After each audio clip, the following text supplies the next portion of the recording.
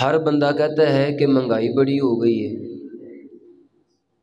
اب مولوی صاحب کیا کریں کہ ایک کام سے کام چلتا ہی نہیں ہے، اور حقیقت بھی یہی ہے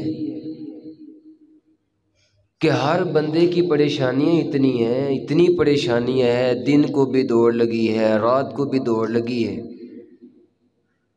ظہر الفساد فی البر والبحر بما کسبت ایدی الناس، اللہ فرماتے ہیں کوئی یہ نہ سمجھے کہ یہ اللہ اپنے بندوں پہ ظلم کرتے ہیں، بلکہ یہ جو کچھ ہو رہا ہے، جو بھی تم پہ عذاب آتے ہیں، سیلاب ہیں، طوفان ہے، زلزلے ہیں، یہ مہنگائی کا عذاب، یہ تمہارے اپنے ہاتھوں کی کمائی ہے۔ اللہ فرماتے ہیں اگر چاہتے ہو یہ عذاب تم سے ٹال دیے جائیں، اگر چاہتے ہو پریشانیوں سے نجات مل جائے، وَلَوْ أَنَّ أَهْلَ الْقُرَىٰ آمَنُوا وَاتَّقَوْا لَفَتَحْنَا عَلَيْهِمْ بَرَكَاتٍ مِّنَ السَّمَاءِ وَالْأَرْضِ، اللہ فرماتے ہیں اپنے دلوں میں تقوی لے کے آؤ، میرا ڈر لے کے آؤ، میرا خوف لے کے آؤ، میں پریشانیوں سے نکلنے کے لیے تمہارے لیے راستہ بنا دوں گا۔ وَمَن يَتَّقِ اللَّهَ يَجْعَل لَّهُ مَخْرَجًا، جو بندہ اللہ سے ڈر جاتا ہے، جس کے دل میں اللہ کا خوف آ جاتا ہے، اللہ رب العزت فرماتے ہیں یجعل لہ مخرجا، پریشانیوں سے نکلنے کا راستہ بھی بن جاتا ہے، وَيَرْزُقُهُ مِنْ حَيْثُ لَا يَحْتَسِبُ، تم کہتے ہو مہنگائی بڑی ہو گئی ہے، اللہ فرماتے ہیں تمہیں وہاں سے رزق دوں گا، تمہارے وہم و گمان میں بھی نہیں ہوگا، وہاں سے رزق آئے گا، تمہیں پتہ بھی نہیں ہوگا۔ پریشانیوں کا حل تقوی ہے، اپنے دل میں تقوی لے کے آؤ، اللہ کا ڈر لے کے آؤ۔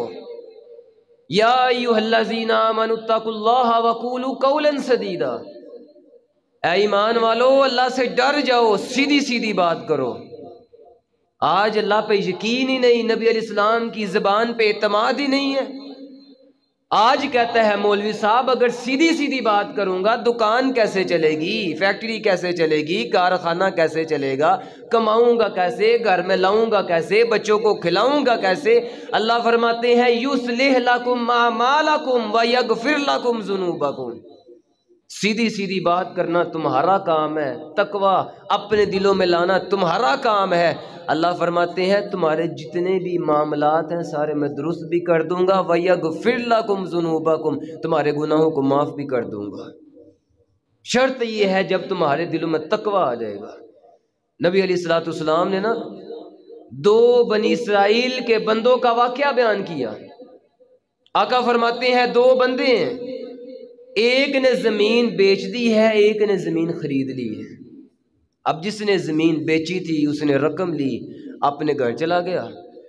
جس نے زمین خریدی تھی اس کی نیت یہ تھی کہ میں اس کے اندر ہل چلاؤں گا، میں نے اس کے اندر فصل اگانی ہے۔ نبی علیہ السلام فرماتے ہیں اس نے جب ہل چلایا نا تو اس میں سے ایک مٹکا نکلا، مٹکے کے اندر سونا ہے، سونے کا بڑا ہوا ایک مٹکا نکل آیا ہے۔ اس کے دل کے اندر خیال آیا ہے میرے بھائی کا مال تو ادھر ہی رہ گیا، ہمارے جیسا ہوتا اس نے کوئی نہ کوئی حل نکال ہی لینا تھا، اس نے اپنے لیے جائز کر ہی لینا تھا۔ ہمارے جیسے تو نہیں تھے نا، وہ بھی ایماندار تھے، بڑے بڑے اعلیٰ ایمان والے بھی زمین نے دیکھے ہیں، بڑے بڑے اعلیٰ ایمان والے لوگ بھی زمین پہ گزرے ہیں۔ اس نے کہا ہے میرے بھائی کا مال ادھر رہ گیا، اپنا مال ادھر چھوڑ گیا، بھول گیا۔ اس نے وہ مال پکڑا اور اس کے دروازے پہ چلا گیا۔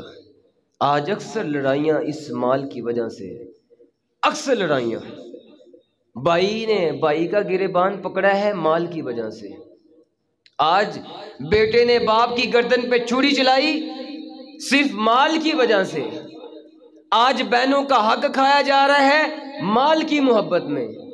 وَتَأْكُلُونَ التُّرَاثَ أَكْلًا لَمًّا وَتُحِبُّونَ الْمَالَ حُبًّا جَمًّا، اللہ فرماتے ہیں مال سے اتنی محبت کرتے ہو، اتنی محبت کرتے ہو، بہنوں کا حق ہی کھا جاتے ہو، تمہیں احساس ہی نہیں، تمہیں فکر ہی نہیں، تمہیں ڈر ہی نہیں ہے، یتیموں کا مال کھا جاتے ہو، اپنی بہنوں کا حصہ کھا جاتے ہو۔ لیکن یاد رکھنا ان الذین یاکلون اموال الیتامی ظلما انما یاکلون فی بطونہم نارا۔ اللہ فرماتے ہیں یہ نہ سمجھنا یہ مال و دولت ہے، یہ تو اپنے پیٹوں میں جہنم کی آگ جمع کر رہے ہو۔ وَسَيَصْلَوْنَ سَعِيرًا، ان قریب تمہیں جہنم میں ڈال دیا جائے گا۔ یہ ریاض شہر کا ایک واقعہ پچھلے دنوں بڑا وائرل ہوا فیس بک کے اوپر۔ ایک بڑا ہی مالدار آدمی، بڑا ہی مالدار، اس کی ایک ہی بہن تھی، وہ آدمی فوت ہو گیا۔ اب وہ لوگ اس کا جنازہ جب پڑھنے گئے نا، جنازہ پڑھ کے واپس جانے لگے اپنے گھروں کی طرف، اس کی بہن بھی قبرستان میں پہنچ چکی۔ اس نے کہا لوگوں ٹھہر جاؤ، ذرا رک جاؤ، ایک جاتے جاتے میری بات سن جاؤ، تمہارا بھی حق بنتا تھا، تمہارا مسلمان بھائی تھا، تم نے بھی اس کے لیے دعائیں کی ہیں، لیکن تم سے زیادہ حق میرا بنتا ہے، یہ میرا بھائی ہے، میرا اس کے ساتھ خون کا رشتہ ہے، چلو تم نے دعائیں کی، ایک دعا اس کے لیے میں بھی کر دیتی ہوں۔ اس نے آسمان کی طرف نہ سے ہاتھ اٹھا لیے اور اللہ کو مخاطب کرتے ہوئے کہتی ہے اللہ تیری ذات تو سب ذاتوں میں انصاف کرنے والی سب سے بڑی ذات ہے۔ اللہ دنیا میں انصاف نہیں ملا، لیکن اللہ تیری عدالت تو انصاف پہ مبنی عدالت ہے۔ اے اللہ دنیا کی عدالتوں میں مجھے انصاف نہیں ملا ہے، اے اللہ میں نے تیرے سامنے ہاتھ اٹھا لیے ہیں، جولی پھیلا لی ہے، اللہ میں سب کی موجودگی میں یہ دعا کرتی ہوں، جیسے 30 سال ہو گئے ہیں میرے اس بھائی نے مجھے میرے باپ کی وراثت سے محروم رکھا، اللہ تو بھی اس کو اپنی رحمت سے محروم کر دے۔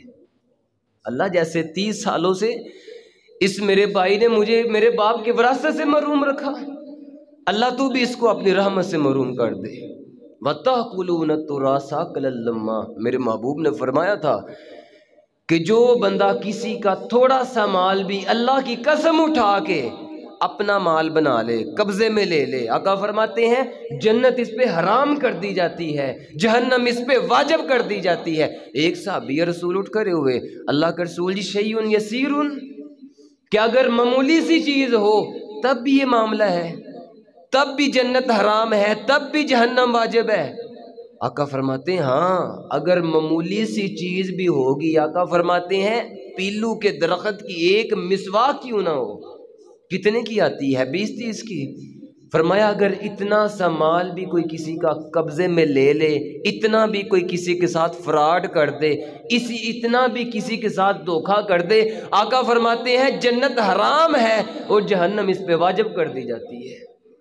آقا فرماتے ہیں یہ آئے گا اللہ کی عدالت میں قیامت والے دن، اللہ رب العزت اس بندے کی گردن کے اندر جس نے دنیا میں اپنے بھائی کا صرف تھوڑا سا زمین کا ٹکڑا اس پہ قبضہ کر لیا، ایک بلش زمین پہ، آقا فرماتے ہیں اس کو 7 زمینوں کا توق قیامت والے دن پہنایا جائے گا۔ آئیں اللہ کے در پہ آ جائیں آج ہی۔ وَلَا تَحْسَبَنَّ اللَّهَ غَافِلًا عَمَّا يَعْمَلُ الظَّالِمُونَ، آج تو بڑے آرام سے کہتے ہو نا مجھے کون ہے پوچھنے والا، لیکن یاد رکھنا اگر ادھر نہ پوچھا جائے ایک قیامت والے دن عدالت لگنے والی ہے جدھر سارا کچھ ہی پوچھا جائے گا۔ وَمَا كَانَ رَبُّكَ نَسِيًّا، اللہ فرماتے ہیں یاد رکھنا وہ تمہارا رب کسی چیز کو بھی بھولتا نہیں ہے۔ وَامْتَازُوا الْيَوْمَ أَيُّهَا الْمُجْرِمُونَ، ادھر اعلان کر دیا جائے گا وہ مجرموں، وہ لوگوں کا مال کھانے والوں، وہ ظلم فراڈ کرنے والوں، وَامْتَازُوا الْيَوْمَ أَيُّهَا الْمُجْرِمُونَ، آج ذرا الگ الگ ہو جاؤ، مجرموں کو الگ کر دیا جائے گا۔ اب یہ فیصلہ میرے اور آپ کے اوپر ہے، 2 ہی ادھر بڑی بڑی جماعتیں ہوں گی، 2 کیٹاگریاں ہیں، ایک وَامْتَازُوا الْيَوْمَ أَيُّهَا الْمُجْرِمُونَ، دوسری ہے سلام قولا من رب الرحیم، ایک ہے مجرموں کی، ایک وہ ہے جن کو فرشتے سلام کریں گے۔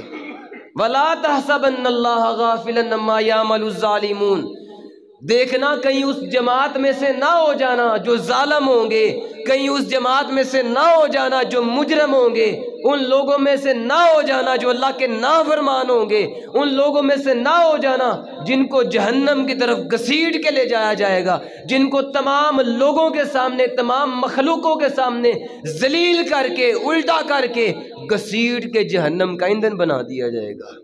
اللہ ہمیں ایسے لوگوں سے محفوظ فرمائے۔ آقا فرماتے ہیں اس نے جب ہل چلایا نا، اس کو مال ملا ہے، سونے کا مٹکا ملا، اپنے بھائی کے دروازے پہ چلا گیا، بھائی یہ تو آپ ادھر ہی اپنا مال بھول آئے ہو۔ اس نے کہا میں نے آپ کو زمین بھی بیچ دی ہے، زمین کے اندر جو کچھ ہے میں نے سارا کچھ ہی بیچ دی ہے، یہ مال اب تمہارا ہے، زمین بھی تمہاری، زمین سے جو کچھ نکلے سارا کچھ ہی تمہارا ہے۔ وہ بھی تو ایماندار تھا، اس نے کہا او بھائی میں نے آپ کو پیسے دیے ہیں زمین کے، سونے کے نہیں دیے، یہ مال میرا نہیں آپ کا ہے، آپ رکھو۔ وہ کہتا ہے آپ رکھو، وہ کہتا ہے آپ رکھو، وہ کہتا ہے تیرا ہے، وہ کہتا ہے تیرا ہے، ادھر لڑائی یہ ہے، ایک کہتا ہے میرا ہے، دوسرا کہتا ہے میرا ہے، ادھر گردن کیوں کاٹی جا رہی ہے، کہتا ہے میں لوں گا یہ پلاٹ، میں لوں گا، یہ مجھے پسند ہے، یہ باپ نے مجھے دینا تھا، یہ مجھے دکان بڑی پسند ہے، لڑائی ہے کہ میرا ہے میرا ہے، ادھر لڑائی ہو رہی ہے، وہ کہتا ہے تیرا ہے، دوسرا کہتا ہے تیرا ہے، پاس سے تیسرا بندہ گزر رہا ہے۔ اس نے کہا کیوں لڑ رہے ہو، کیوں آپس میں بحث کر رہے ہو؟ انہوں نے اپنا واقعہ سنایا، دونوں ہی آپس کے اندر الجھ رہے تھے۔ اس نے کہا اگر میں فیصلہ کر دوں میرے فیصلے کو مان لو گے؟ انہوں نے کہا ہاں ٹھیک ہے، آپ جو بھی فیصلہ کریں گے ہم مان لیں گے، اس پہ عمل کریں گے۔ اس نے کہا لکم اولاد، کیا تمہاری اولاد ہے؟ ایک نے کہا ہاں میرا بیٹا ہے، دوسرا کہنے لگا میری بیٹی ہے۔ اس نے کہا ایسے کرو پھر دونوں کی شادی کر دو، یہ مال ان پہ خرچ کر دو۔ وَمَن يَتَّقِ اللَّهَ يَجْعَل لَّهُ مَخْرَجًا، فرمایا اگر تقوی آ جائے گا، اللہ کا ڈر آ جائے گا، سارے مسئلے حل ہو جائیں گے۔ آ جاؤ وَسَارِعُوا إِلَىٰ مَغْفِرَةٍ مِّن رَّبِّكُمْ، یہ جو رمضان ہے نا، یہ اللہ کا مہمان آیا ہے، یہ بھی ہمیں یہی تربیت کرنے آیا ہے، یہی سکھانے آیا ہے۔ کوئی بھی نہ دیکھ رہا ہو اللہ تمہیں دیکھ رہا ہے۔ روزے نے ہمیں یہ سکھایا ہے کہ کوئی بھی نہ دیکھ رہا ہو نا، اللہ تمہیں ہر جگہ دیکھتا ہے، اللہ تمہیں ہر وقت دیکھتا ہے۔ اس لیے آ جاؤ بھائی اللہ کے در پہ، ابھی وقت ہے، اللہ کو منا لو، اللہ کو راضی کر لو، ورنہ ایک وقت آئے گا انسان بڑا پچھتائے گا، شرمندہ ہوگا، اس وقت پچھتانے کا کوئی فائدہ نہیں ہوگا۔ آج اگر آنسو بہا لو گے بڑی قدریں ہیں، آج اللہ کو منا لو گے بڑی قدریں ہیں، لیکن قیامت والے دن نبی علیہ السلام فرماتے ہیں جہنمی لوگ اتنا روئیں گے، اتنا روئیں گے، رو رو کے ان کی آنسو ہی ختم ہو جائیں گے۔ ثم یبکون الدم، فرمایا آنسوؤں کی جگہ خون آنا شروع ہو جائے گا۔ میرے محبوب علیہ السلام فرماتے ہیں وہ خون، وہ آنسو اتنے زیادہ ہوں گے اگر کوئی ان کے اندر کشتیاں بھی چلانا چاہے تو کشتیاں بھی چلا سکے گا، لیکن اس وقت کا رونا کسی کام کا نہیں۔ آج جو روتا ہے ایک آنسو کا قطرہ اللہ کے ڈر سے، اللہ کے خوف سے بہا دیتا ہے، میرے محبوب علیہ السلام فرماتے ہیں قیامت والے دن سخت گرمی کے عالم میں اللہ ایسے بندے کو اپنے رش کا سایہ عطا فرمائیں گے۔ آقا فرماتے ہیں جیسے بکری کے تھنوں سے دودھ نکل جائے، اب اس دودھ کا واپس تھنوں میں جانا ناممکن ہے، فرمایا جو اللہ کے ڈر سے روتا ہے، آنسو کا ایک قطرہ بہا دیتا ہے، اس بندے کا جہنم میں جانا بھی ایسے ہی ناممکن ہے۔ وَسَارِعُوا إِلَىٰ مَغْفِرَةٍ مِّن رَّبِّكُمْ، اللہ فرماتے ہیں جلدی جلدی سے معافی لے لو، اللہ کا مہمان جا رہا ہے، ہو سکتا ہے جب اگلا سال آئے ہم میں سے کوئی کم ہو جائے، ہم موجود نہ ہوں، آئے آج اللہ نے موقع دیا، اللہ سے معافی مانگ لو۔ آئے تو بھائی اگر تقوی کی بات کرو، اللہ کے ڈر کی بات کرو، آج جہنم کی بات کرو، آج جگڑے اتنے بڑے ہو گئے ہیں، آج دل اتنے بڑے بڑے ہو گئے ہیں، آج کہتا ہے وہ مولوی صاحب اسی کلے نہیں جناب، ساری دنیا خراب، جدو ہوئے گا حساب تے ویکھ لاں گے۔ مولوی صاحب ایسی باتیں نہ کیا کرو، اتنی سخت تقریریں نہ کیا کرو، کیوں؟ اسی کلے نہیں جناب، ساری دنیا خراب۔ اچھا دیکھ لو گے کیا جب روح نکالی جائے گی موت کا وقت اتنا سخت دیکھ لو گے؟ کیا جب قبر میں ڈالا جائے گا دیکھ لو گے؟ آقا فرماتے ہیں اس نافرمان بندے کو جب قبر میں رکھا جاتا ہے، یہ مجرم بندے کو، دنیا میں نافرمانیاں کرنے والے کو، آقا فرماتے ہیں قبر اتنے زور سے دباتی ہے، اتنے زور سے دباتی ہے، اس کی دائیں پسلیاں بائیں طرف چلی جاتی ہیں، بائیں پسلیاں دائیں طرف چلی جاتی ہیں۔ دیکھ لو گے کیسے دعوے کر دیے ہیں اتنے بڑے۔ آقا فرماتے ہیں لو یعلم المرء ما یاتیہ من بعد الموت، آج گناہ پہ گناہ، دن کو بھی نافرمانیاں، رات کو بھی نافرمانیاں، نماز پڑھنی نہیں ہے، گانے سننے ہیں، فلمیں ڈرامے گھروں میں چل رہے ہیں، اللہ کی قدم قدم پہ نافرمانی ہے، سودی معاملات ہیں، سودی کاروبار ہیں، رشوت والے معاملات ہیں، اللہ کو ناراض کرتا جا رہا ہے، آخر میں بڑے آرام سے کہہ دیتا ہے اللہ معاف کر ہی دے گا۔ قرآن کھولو نا آپ اگر، تو اللہ نے جدھر بھی اپنی رحمت کا ذکر کیا، جدھر بھی جنت کا ذکر کیا، جدھر بھی اللہ نے یہ ذکر کیا کہ میں بڑا ہی معاف کرنے والا ہوں نا، اللہ نے ساتھ یہ بھی ذکر کیا ہے کہ یاد رکھو اگر میں بڑا معاف کرنے والا ہوں تو میرا عذاب بھی بڑا سخت ہے۔